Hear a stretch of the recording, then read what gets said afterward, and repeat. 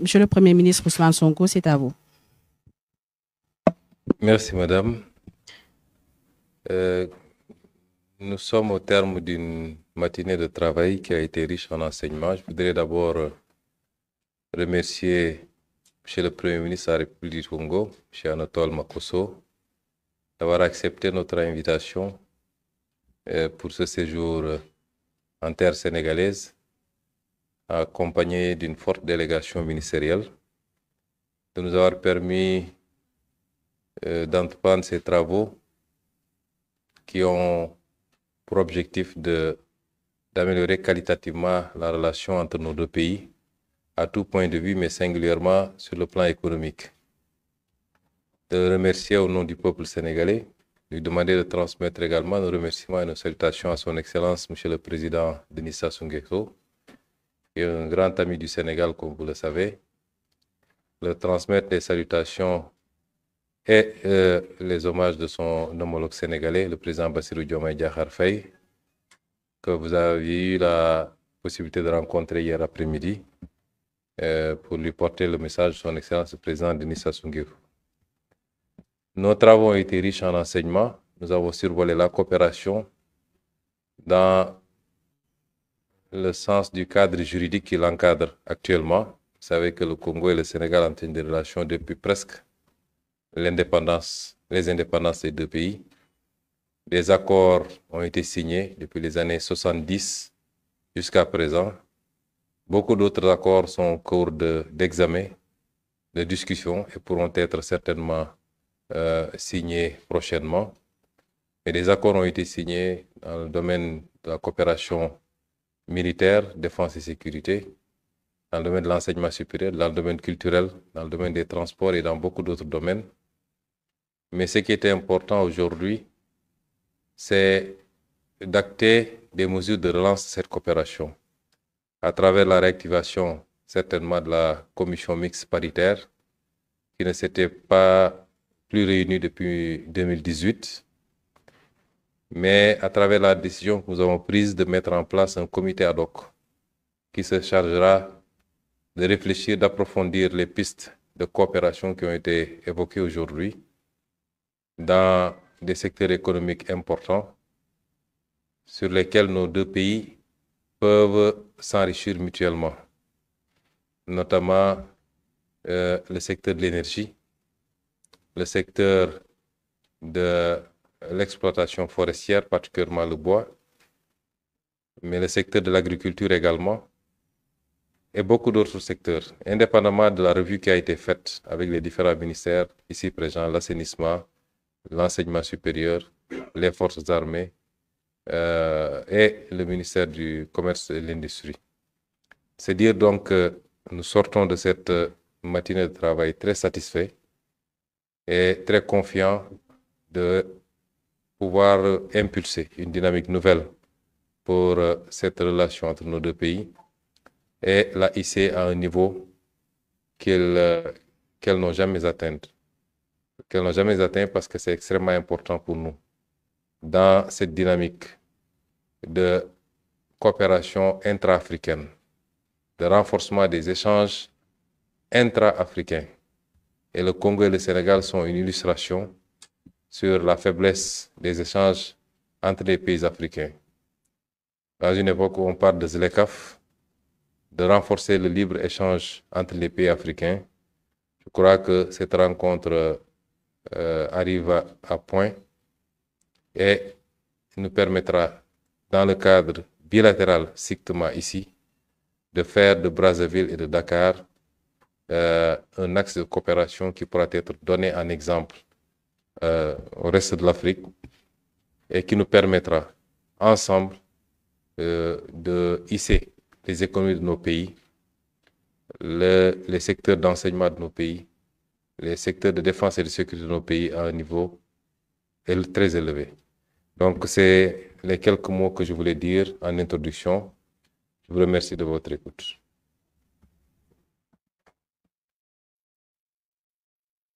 À présent, à M. Anatole Koliné Makosso, Premier ministre de la République du Congo, chef du gouvernement. Merci.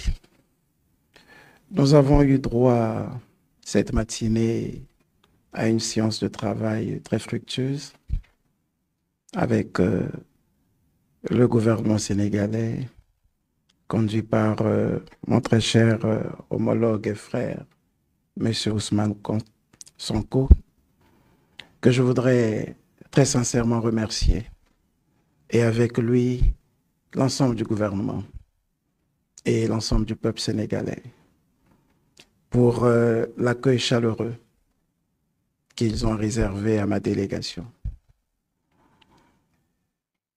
Je l'ai traduit hier à son Excellence, Monsieur le Président de la République, qui a eu l'amabilité de nous accorder une audience.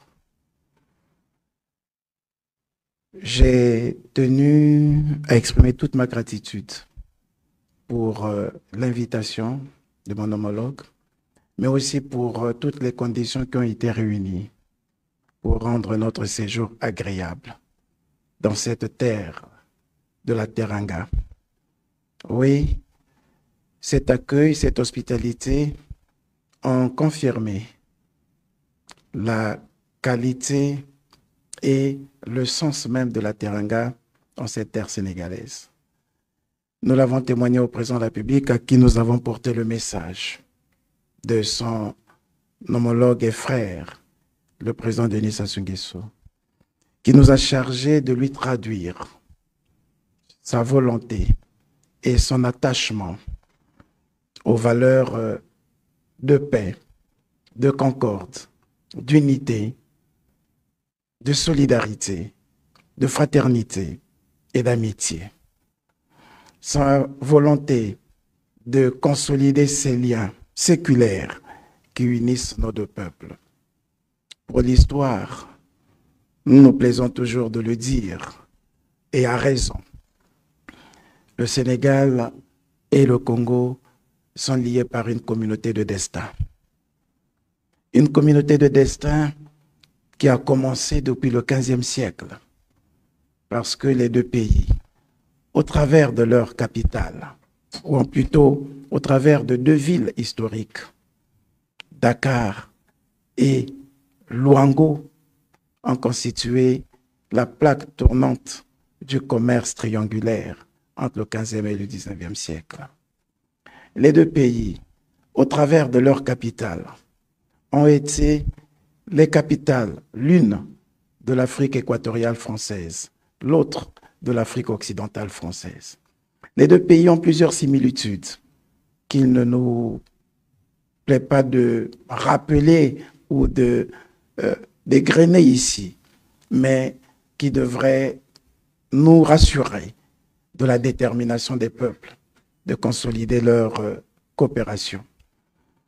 Une coopération qui est née en 1974, après avoir établi les relations diplomatiques en 1968.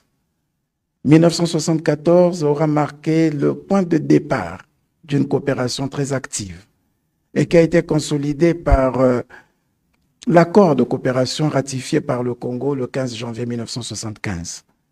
Et depuis là, les commissions mixtes se sont multipliées jusqu'en 1987, quand nous avons tenu à ce moment-là pratiquement 3 commissions mixtes. Malheureusement, à partir de 1987, il y a eu un ralentissement. Pendant 31 ans, sans qu'il n'y ait eu de commission mixte, jusqu'à ce que nous ayons tenu la 4e commission mixte en 2018. Et depuis là, nous avons pris un engagement de rendre cette coopération beaucoup plus active. Les ministres sont arrivés. Nous avons signé en 2018 un accord de coopération technique et militaire qui a été ratifié au Congo en 2020. Et nous saluons la coopération militaire et technique entre les deux pays depuis 2020, avec un accent particulier mis sur la formation de nos cadres, de l'armée et de la sécurité. Plusieurs de nos compatriotes sont formés ici, comme plusieurs de nos jeunes sont formés à l'académie militaire et surtout à l'école Génie Travaux à Brazzaville. Nous voulons renforcer cette coopération et la mettre au niveau de la coopération de l'enseignement supérieur, où nous avons des milliers d'étudiants qui sont ici. Mais nous devons partir. Et c'est tout le sens à donner à la réunion que nous avons eue avec le gouvernement sénégalais. Nous devons partir de la diplomatie représentative à une diplomatie plus coopérative. Nous devons partir de la coopération institutionnelle à une coopération plus économique. C'est tout le sens de la séance de travail aujourd'hui. C'est pour cette raison que nous avons exploré ensemble d'autres axes de coopération. Des axes qui sont beaucoup plus assis sur la diversification de l'économie. Parce que, ainsi que l'a dit Monsieur le Premier ministre, si nous voulons aller vers la zone de libre-échange économique d'Afrique, la ZLECAf, il nous faut renforcer l'économie, il nous faut renforcer les échanges intra-africains. Il a été démontré une véritable faiblesse des échanges au niveau de la région. Tenez, à peine 16% des échanges commerciaux concernent l'Afrique. 50 ou 60% des échanges commerciaux de l'Afrique, des exportations, se font avec des pays hors du continent. On ne peut pas garantir le développement du continent si le niveau des échanges intracontinentaux sont si faibles. Il nous faut donc travailler pour davantage développer ces échanges. Il nous faut travailler pour réussir à faire éclore les petites et moyennes entreprises au Sénégal comme au Congo, parce que c'est un moyen de diversification de l'économie, c'est aussi un moyen d'investissement direct étranger qui devrait nous permettre de réduire le choc que nous vivons souvent lorsque, effectivement, du fait du marché qui soit volatile, que nous vivons souvent et qui fragilise nos économies en cas de choc extérieur. Donc, oui, nous avons beaucoup de choses à faire. Nous avons ouvert un certain nombre de pistes et nous avons foi que nous allons nous y mettre pour réussir cette coopération, pour la rendre beaucoup plus pérenne, beaucoup plus souveraine, beaucoup plus résiliente. Merci pour ces mots, merci pour ces déclarations. Nous allons à présent ouvrir, avec votre permission, bien sûr, une brève session de questions-réponses avec les journalistes. Nous vous prions de bien vouloir vous présenter en donnant votre nom et le nom du média que vous représentez. Et je rappelle que ce sera 3 questions pour 3 médias. Bien.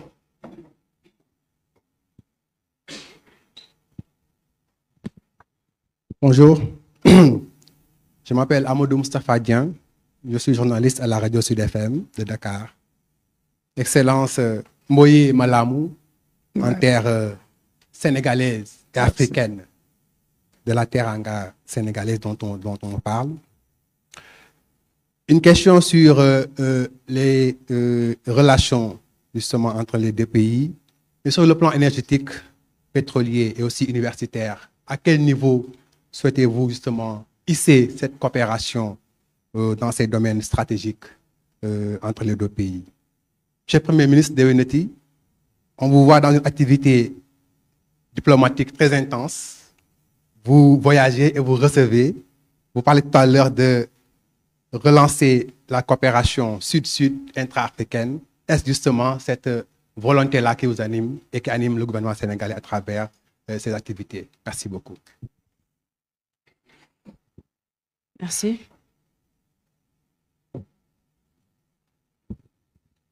Bonjour, Monsieur le Premier ministre. Je suis Adi Fatou Bari, journaliste à Radio Sénégal. J'ai une question et je vous l'adresse à vous deux, Excellences. C'est sur le contrat d'affermage qui avait été accordé à la Sénélec suite à un appel d'offres, contrat qui serait aujourd'hui suspendu. Ma question est de savoir si le sujet a été évoqué tout à l'heure au cours de votre entretien. Si oui, quelles sont les perspectives? Merci. Oui. Bonjour. Bonjour. Léa Elisabeth Serov, je travaille pour RFI. Une question à vous d'abord, Monsieur le Premier ministre du Congo. Vous avez parlé de nécessité de renforcer les liens économiques entre pays interafricains. Je voulais vous poser une question par rapport à quel bilan vous faites des accords que vous aviez conclus avec le Rwanda. Je fais référence à la décision qui a été prise de mettre fin à la mise à disposition de 12 000 hectares de terre avec des opérateurs rwandais. Pourquoi? Quel bilan voilà, de cette coopération? Et à vous, Monsieur le ministre Ousmane Sonko, vous parlez de nécessité de renforcer l'économie, les relations économiques. Le secteur privé parle d'un climat morose. Est-ce que vous ne craignez pas que les audits qui ont été lancés, les redressements fiscaux qui ont été lancés n'inquiètent les investisseurs qui souhaiteraient investir au Sénégal? Merci beaucoup. Merci. Ça me commence. Merci beaucoup. À notre ami qui nous a posé la question sur le niveau de la coopération en matière d'enseignement supérieur, en matière de défense, c'est cela, et à quel niveau nous voulons porter cette coopération? Bien, au niveau optimal. Nous l'avons commencé et j'ai dit qu'elle s'exécute normalement, cette coopération, surtout dans les deux secteurs de l'enseignement supérieur et de la défense et de la sécurité. Un accent particulier est mis sur la formation. Je disais tout à l'heure que nous avons une diplomatie culturelle et sociale très forte, une diplomatie institutionnelle bien développée entre nos deux pays, mais nous voulons plutôt aller un peu plus loin. Au plan institutionnel, au plan culturel, comme je le disais, l'accent qui est mis sur la formation nous permet de montrer l'engagement et la volonté de nos dirigeants au plus haut niveau sur l'encadrement de la jeunesse. Parce que l'éducation est l'arme la plus puissante pour sauver le monde, dit-on. Et nous saluons les efforts entrepris par les autorités sénégalaises pour permettre à la jeunesse congolaise de se mouvoir en terre sénégalaise, d'étudier, de se former et de se présenter comme une véritable ressource humaine importante pour le développement de nos économies, pour le développement de nos pays. C'est cette coopération que nous continuons à soutenir, à consolider, et nous veillons à ce qu'elle soit la plus performante possible. Madame, au sujet du contrat d'affermage, avec la Sénélec, je voudrais vous rassurer que la réforme du secteur d'électricité est un engagement pris par notre pays depuis 2003. Voyez-vous, depuis 2003, nous avons adopté le Code de l'électricité qui avait envisagé la libéralisation du secteur de l'électricité, mais pas que la libéralisation du secteur de l'électricité, la segmentation du secteur de l'électricité en 3 pôles principaux. Le premier pôle, c'est le pôle de la production. Le deuxième pôle, c'est le pôle du transport. Le troisième pôle, c'est le pôle de la distribution. Depuis 2003, nous avons envisagé libéraliser ce secteur, comme nous avons réussi à libéraliser bien d'autres, notamment le secteur de télécommunications, qui était d'ailleurs soutenu, qui était d'ailleurs géré au départ par la Société nationale qu'on appelait l'Office national des postes et télécommunications. Mais à partir des années 2000, nous avons libéralisé ce secteur, ce qui a permis de faire entrer d'autres groupes comme MTN, comme RTL. Nous avons libéralisé le secteur des produits pétroliers, qui était la commercialisation des produits pétroliers, était aussi l'apanage d'une société d'État qu'on appelait Hydro-Congo. À partir des années 2000, nous avons libéralisé ce secteur. C'est pourquoi vous avez les groupes comme Puma, comme Total, comme X-Oil, qui opèrent au Congo dans ce secteur. Alors, il nous restait le secteur de l'électricité. C'est un service public très sensible, comme vous pouvez l'imaginer. Et c'est pour cette raison que ça a tardé à être totalement réformé. Vous voyez, je vous ai parlé de 2003, le Code d'électricité. Et il est dit au niveau du Code d'électricité que la production de l'électricité devrait être concédée. C'est-à-dire les barrages hydroélectriques dont nous disposons devaient faire l'objet de concessions. Mais depuis 2003, nous n'avons pu réussir le travail de concession qu'à partir de 2022.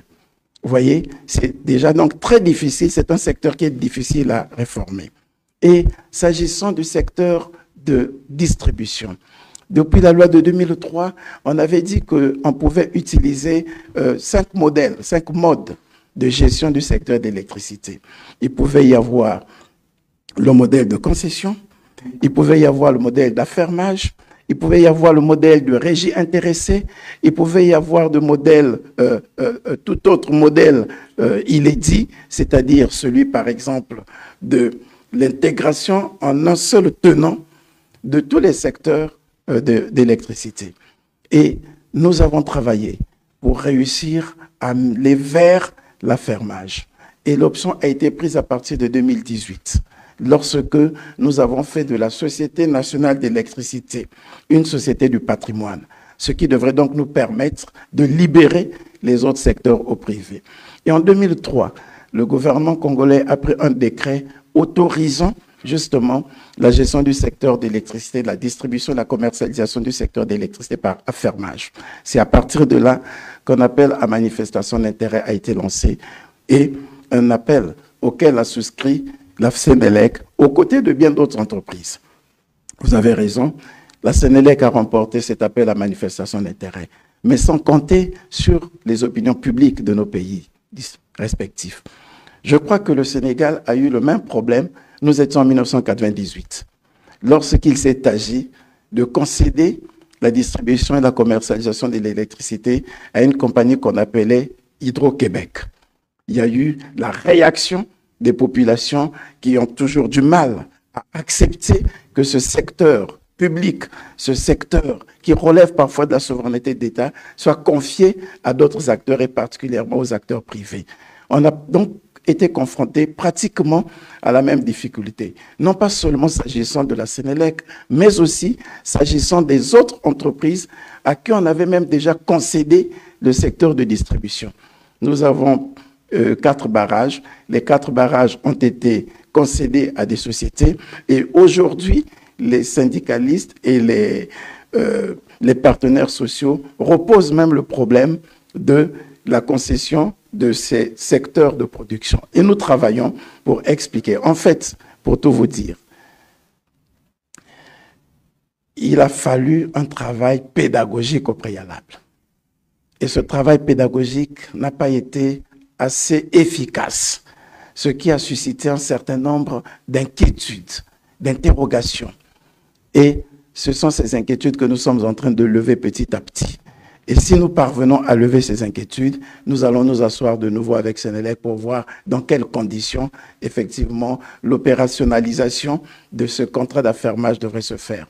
Parce que, laissez-vous le savoir, le contrat d'affermage que nous avons signé comporte 48 mesures préalables. Et il faut donc que toutes ces mesures préalables que nous avons retenues de commun accord avec Sénélec, que toutes ces mesures préalables soient d'abord résolues, elles sont identifiées.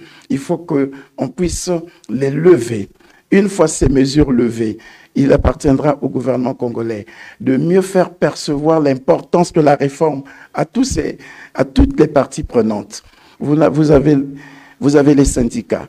Lorsque vous voulez aller vers la privatisation d'un secteur, la première résistance, vous l'avez avec les partenaires sociaux. Quid de leur outil de travail? Quid de leur situation professionnelle?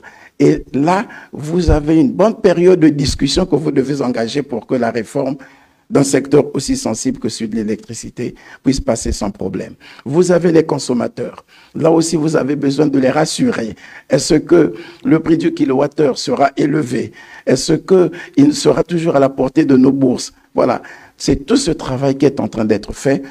Sans doute, avons-nous confondu vitesse avec précipitation? On était tellement sûrs de la volonté de tous d'aller vers la réforme de ce secteur que nous avons voulu anticiper.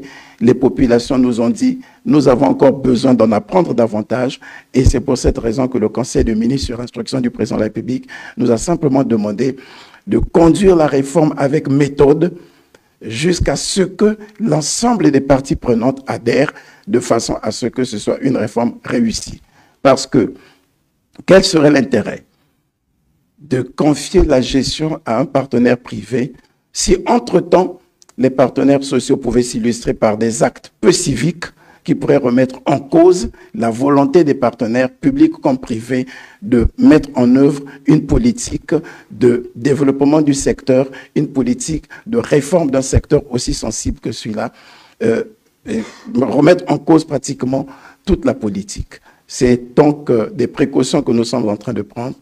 C'est pour vous dire que la réflexion est toujours d'actualité.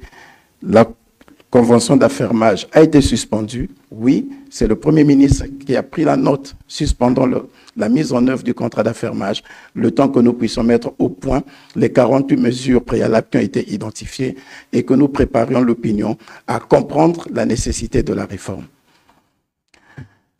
Je terminerai par la question de madame sur les accords de coopération avec le Rwanda. La coopération avec le Rwanda est parfaite. Nous n'avons aucun problème, comme nous n'avons aucun problème avec tous les autres pays. Les accords que nous avons signés avec le Rwanda, nous les avons signés avec l'ensemble des pays avec lesquels nous sommes en partenariat. Nous venons de faire le point ici avec le Premier ministre du Sénégal, s'agissant des accords de coopération militaire, par exemple, que nous n'avons même pas encore avec le Rwanda parce que ça n'a jamais été ratifié. Mais pourtant, s'agissant du Sénégal, nous avons un accord de coopération militaire et technique qui a été ratifié par notre Parlement. Nous avons des accords sur la non-double imposition qui permettent de garantir un cadre propice au développement des affaires, à l'activité commerciale.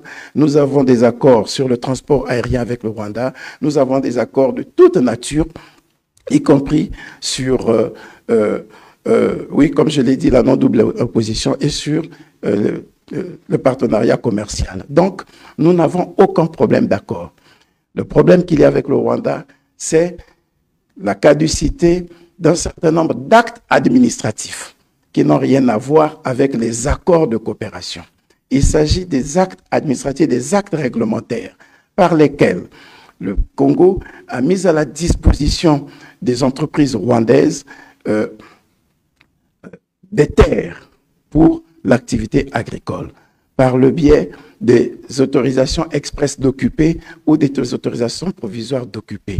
L'autorisation expresse d'occuper est, entre guillemets, une sorte de bail emphytéotique sur 20 ans, donné à une entreprise publique comme privée, et particulièrement privée, nationale comme étrangère, qui doit y développer une activité agricole.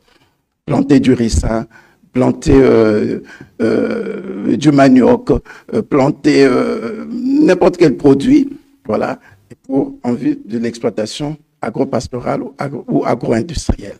Et c'est cet accord express, cette autorisation express d'occuper qui a été donnée à une société qu'on appelle Crystal Venture, une société rwandaise. Sans doute, les populations, du fait du conflit qu'il y a entre le Rwanda et la RDC, influencées par une erreur d'interprétation de cet accord, ont cru voir une collaboration avec le Rwanda, avec ceci que on parle toujours du fait que le territoire du Rwanda n'est pas très grand et qu'il y a des velléités d'occupation de territoire en dehors de la superficie du périmètre rwandais. Il y a eu ce flou qui a été entretenu, mais il n'en a pas été le cas.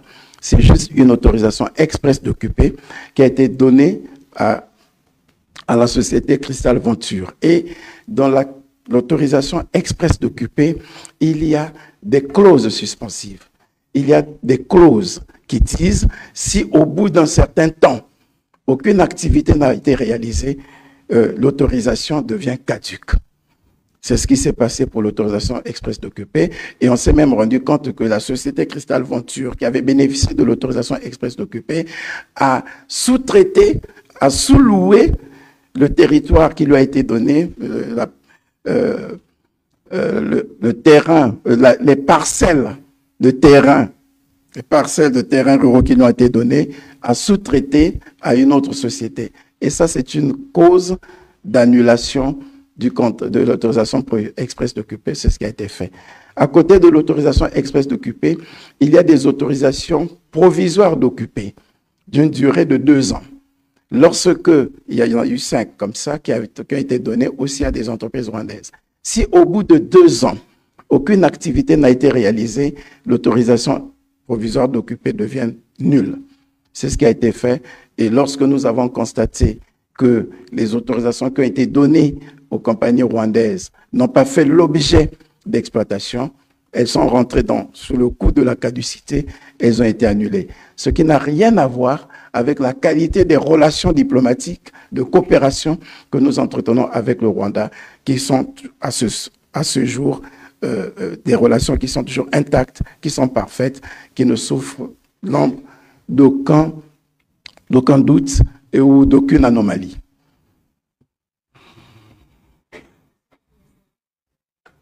Merci, Monsieur le Premier ministre. Je ne crois pas avoir une aussi bonne mémoire. Je ne me rappelle pas forcément de toutes les questions qui ont été posées.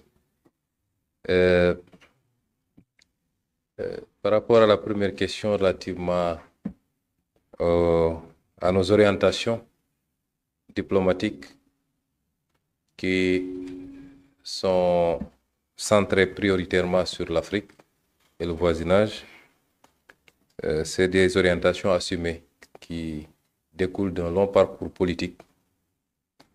Nous l'avons décliné depuis 10 ans, ou plus de 10 ans maintenant qu'on est en politique, à travers nos discours, à travers nos écrits, à travers nos programmes politiques, que la diplomatie commence par le voisinage immédiat. Toutes les formes de diplomatie. Et le Premier ministre l'a rappelé tout à l'heure, l'une des erreurs fondamentales de l'Afrique, c'est qu'on a le regard tourné. C'est peut-être une prolongation d'une forme d'aliénation issue de la colonisation qui fait que nous pensons extravertis. Nous considérons que pour être considéré qu'un acte diplomatique doit être orienté vers l'étranger, vers certaines puissances, certains pays, et que rendre visite à un pays voisin, à un pays africain, n'est pas coté de la même manière que se rendre dans certaines grandes capitales occidentales, américaines ou asiatiques. Il faut qu'on sorte de ce complexe. Et c'est pourquoi nous avons considéré que le potentiel de coopération que nous avons avec les pays africains est beaucoup plus important que celui qu'on essaie d'escompter ailleurs. Et le Premier ministre a rappelé tout à l'heure, le niveau d'échange intra-africain est d'une faiblesse inquiétante. La principale conséquence, c'est le renchérissement, évidemment, de tout ce que nous consommons. Nous exportons de très loin, nous faisons 8000 km, 10 000 km, même quelquefois plus, pour aller importer des produits finis dont l'essentiel des matières premières provient de l'Afrique, justement. Il faut casser ce cycle. Il faut qu'on sorte de ce complexe. Et c'est pourquoi aujourd'hui, nous restons ouverts au monde entier. Le président de la République a fait plusieurs déplacements hors du continent. Moi-même, je vais commencer à en faire à partir de maintenant. Et je n'ai pas encore commencé à voyager, rassurez-vous. On a beaucoup à faire et nous allons le faire pour l'intérêt de ce pays avec des objectifs très précis pour chaque déplacement. Et je voudrais dire simplement que dans le cadre de cette coopération-là, dans la relation avec le Congo, nous avons considéré qu'il y avait mieux à faire, plus à faire. Vous avez parlé tout à l'heure d'axes de coopération que nous avons déjà expérimenté et qui marchent assez bien. Sur le plan de la défense, il y a un accord ratifié par le Congo, qui n'a pas encore été par le Sénégal, mais nous allons nous y mettre pour le ratifier le plus rapidement possible. Sur le plan de l'enseignement de manière générale, je crois que là, on a pratiquement une totale satisfaction. Il y a beaucoup de jeunes Congolais qui, aujourd'hui, sont dans nos différentes universités, ils subissent une formation et quelquefois même choisissent de rester au Sénégal pour y travailler ou pour d'autres raisons. Sur le plan des échanges économiques, c'est beaucoup moins reluisant. Et nous avons considéré qu'on peut faire mieux. Je ne vais pas vous dire le chiffre de de nos échanges, mais il est très, très faible. Et je vais vous donner un exemple très simple. Comme je l'ai dit la dernière fois en Sierra Leone sur la bauxite et sur le fer, aujourd'hui, l'Afrique de l'Ouest importe énormément de bois. Parce que l'Afrique de l'Ouest est en grande partie sahélienne du moins, en grande partie. Nous ne sommes pas des pays forestiers, la plupart d'entre nous. Si vous prenez l'exemple du Sénégal, la petite bande forestière qu'on a, c'est le sud du pays, qui aujourd'hui est extrêmement agressé. L'Afrique de l'Ouest importe pour plus de 513 millions de dollars de bois. Et je peux vous dire que l'essentiel de ce bois provient certainement du Congo et d'autres pays d'Afrique centrale pour aller être transformé à l'extérieur du continent, et ça nous revient beaucoup plus cher. Le Sénégal est le deuxième importateur de bois en Afrique de l'Ouest après le Nigeria. 17% des importations de l'Afrique de l'Ouest, ça concerne le Sénégal. C'est plus de 70 milliards d'importations, en tout cas chiffrées. Voilà un axe de coopération qui peut être intéressant parce que le Congo est la deuxième réserve mondiale de bois après l'Amazonie. Les capacités sont extrêmement importantes. En travaillant avec le Congo, nous pouvons travailler à essayer de sauvegarder ce qui nous reste, le peu qui nous reste de forêt, sans pour autant entamer le potentiel du Congo. En travaillant avec le Congo, et nous saluons la nouvelle dynamique au Congo, parce que c'est ça qu'il faut faire en Afrique, que chaque pays africain s'organise pour que les matières premières issues de son sol soient transformées, en tout cas de manière primaire ou de manière définitive, soient transformées sur son sol. Le Congo a pris cette résolution d'interdire l'importation du bois brut. Et c'est une très bonne chose.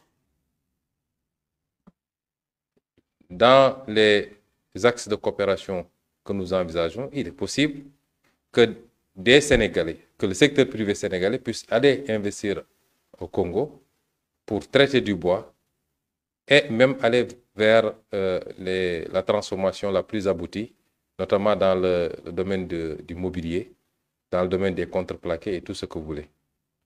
Ensuite, le bois transformé, la première transformation, la transformation primaire, peut être acheminé également vers le Sénégal, qui, au-delà de notre consommation, ici, pour les besoins du marché local, notre ambition, c'est de faire du Sénégal un point d'éclosion pour pouvoir distribuer dans le reste de l'Afrique de l'Ouest. Et donc, c'est des axes de coopération comme celle-là dont nous avons beaucoup discuté et pour lesquels nous avons mis en place un comité ad hoc qui va travailler à matérialiser cela et nous espérons, dans cet esprit d'une coopération mutuellement gagnante. Nous sommes entre Africains, nous ne sommes pas dans un schéma de dire il faut que telle pompe sur telle autre. Ce n'est pas ça la logique, mais que ce soit des coopérations mutuellement gagnantes, qu'au bout de la collaboration, que le Congo sente que il a gagné beaucoup plus dans ce schéma de coopération que dans les schémas extraversés vers peut-être l'extérieur, et que le Sénégal également sente qu'il a beaucoup plus gagné quand il travaille avec le Congo, quand il exporte de très loin le bois dont il a besoin, au-delà de ses besoins qu'il ait pu servir de courroie pour acheminer du bois congolais dans le reste de l'Afrique de l'Ouest. C'est autant de réflexions comme celle-là qui ont été initiées aujourd'hui et nous pensons être sur une voie qui nous permettra de hisser la coopération, mais surtout de rapprocher les peuples, parce que c'est ça aussi l'importance de cette discussion. Sur la question de l'énergie, je considère que le Congo est un pays souverain qui a éprouvé le besoin à un moment donné d'aller vers une forme d'organisation de son secteur énergétique. Un appel d'offres a été lancé. La Sénélec, qui est une entreprise sénégalaise et qui est une fierté en tant qu'entreprise sénégalaise, a concouru à côté d'autres entreprises issues de pays beaucoup plus puissants que le nôtre, d'autres entreprises certainement africaines également. Et à l'issue du processus, elle a été choisie de manière transparente. Nous nous en félicitons. Et en félicitons également le gouvernement congolais. Le Premier ministre rappelait tantôt que le marché est très encadré parce que ce n'est pas seulement le Congo, mais des partenaires financiers du Congo qui concourent au financement de cette activité ont eu un regard sur ce qui s'est fait. En tant que Sénégalais, nous ne pouvons que nous féliciter que la Sénélec ait pu performer à ce niveau. Le Premier ministre a rappelé un certain nombre d'occurrences qui les ont amenés à suspendre. J'insiste sur le mot suspension. Il n'a pas été question ici d'annulation du marché. Il y a des préoccupations intérieures qui ont amené le gouvernement congolais à considérer qu'il fallait suspendre le temps de procéder à un certain nombre de réglages. Je demeure convaincu que ce contrat sera parfait, que ce contrat sera validé et que ce sera un bel exemple de ce que nous pouvons faire dans cette dynamique de coopération sud-sud, de coopération entre pays africains. Parce que souvent, nous avons à rougir de faire venir des entreprises qui viennent de très très loin, ce qui n'est pas mauvais. Nous ne sommes pas hermétiques. Nous sommes très fiers quelquefois même de dire que cette entreprise est venue de tel pays européen, de tel pays américain. Il faut que cette fierté-là aussi, nous puissions l'éprouver. Le Sénégal est un pays ouvert. Il y a des entreprises de beaucoup d'autres nationalités africaines, comme je l'ai rappelé tantôt à M. le Premier ministre, qui officient au Sénégal, qui gagnent des marchés importants, qui y travaillent. Des entreprises sénégalaises qui sont aujourd'hui des fleurons. Je veux citer par exemple la Sonatel qui aujourd'hui est présente dans au moins, en plus du Sénégal, 3 autres pays africains. Des entreprises sénégalaises également ambitionnent d'aller à la conquête de marchés africains.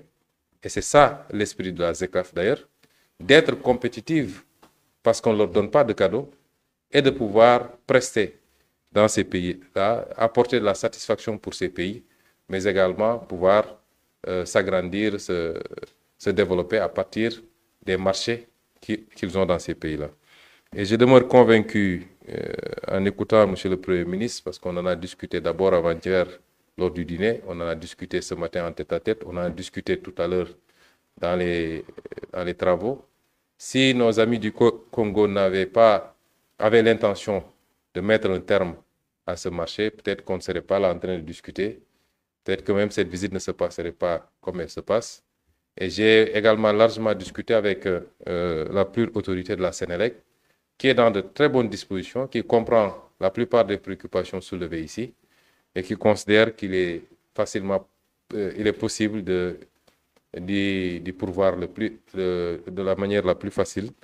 Et je pense que, Monsieur le Premier ministre, le Sénégal vous réitère à vous, au président, son Excellence Denis Sassou Nguesso et à tout le peuple congolais. Parce que parmi les inquiétudes, il y a le fait d'avoir douté que l'État du Sénégal soutienne vraiment la Sénélec. La Sénélec est une entreprise privée, de droit privé certes, mais détenue, je crois, à 90% par l'État du Sénégal. Donc tous les actes que pose la Sénélec, considérez que ces actes sont posés également d'ordre et pour le compte de l'État du Sénégal. Et que l'État du Sénégal accompagnera cette entreprise intra-africaine pour qu'elle soit un succès éclatant et qu'on puisse démontrer à la face du monde que nous pouvons faire ce qui se fait partout ailleurs, ensemble, la main dans la main. Quant à la dernière question, si je n'en ai pas omis, je crois qu'on parle de fiscalité et l'impact des procédures, d'un certain nombre de procédures entamées sur les décisions d'investissement au Sénégal. C'est des questions, je ne dis pas qui ne se posent pas ailleurs, mais souvent qui se posent de manière curieuse quand il s'agit de l'Afrique. Je ne pense pas que le Sénégal soumette les entreprises qui investissent sur son sol, qu'elles soient des entreprises sénégalaises, africaines ou internationales, elles ne sont pas soumises à plus de pression fiscale qu'ailleurs dans le monde. Ça n'existe pas. Il se trouve qu'il y avait dans le passé une certaine perception. Je ne dis pas que c'est toutes les entreprises, il faut qu'on se comprenne bien, mais une certaine perception facilitée également par les pratiques internes, par les complicités internes, par les mauvais comportements dans les administrations, mais également des autorités politiques, qu'on pouvait venir investir dans nos pays, engranger les gains les plus importants et repartir tranquillement sans honorer ses obligations fiscales. Ça, c'est souvent conçu de cette manière. Eh bien, il faut que nous puissions tous nous entendre qu'en tout cas ici au Sénégal, cela est révolu. Nous avons un cadre fiscal qui est le même que partout dans le monde, qui n'est pas répressif, mais qui n'est pas également très permissif. Nous ne sommes pas un paradis fiscal, mais nous ne sommes pas également un pays qui surtaxe. Nous avons une fiscalité normée, normale, qui répond aux standards internationaux, les meilleurs standards internationaux du moins. Et cette fiscalité-là s'applique uniformément, qu'on soit sénégalais, japonais, congolais, allemand, il n'y a pas de discrimination. Et la législation fiscale continue à s'appliquer ainsi. Ceux qui veulent investir au Sénégal, nous travaillons à renforcer l'attractivité du pays. Nous sommes en train de réformer tout le dispositif, tous les codes, le code des investissements, le code minier, le code pétrolier, le code des impôts, le code des douanes. Pratiquement tous les codes sont en chantier pour les rendre attractifs sans pour autant être permissifs. Nous créons les conditions de la sécurité de l'investissement dans ce pays. Sécurité juridique, mais c'est également sécurité tout court pour que l'investisseur puisse se sentir à l'aise quand il est au Sénégal. Et c'est ça le rôle de l'État. Ce qu'on attend en retour de ces investisseurs, c'est qu'ils puissent respecter les règles, les lois de ce pays. Qu'ils puissent travailler, investir, créer des emplois, payer des impôts. Ce qu'ils ont, après tout ça comme gain, ils peuvent l'amener où ils veulent. Ce n'est pas ça le problème. Si on est tous d'accord sur ce schéma, je pense qu'il n'y aura pas de problème. Mais si les gens considèrent qu'ils peuvent venir en Afrique, continuer à pomper les ressources naturelles, gagner des marchés surfacturés, sans payer des impôts, de plus en plus même importer des ouvriers alors qu'on a suffisamment de bras pour travailler, ça c'est révolu également. Et nous ne pourrons pas l'accepter. Et le chantage de l'investissement contre l'aveuglement fiscal ne marchera pas au Sénégal. Je vous remercie.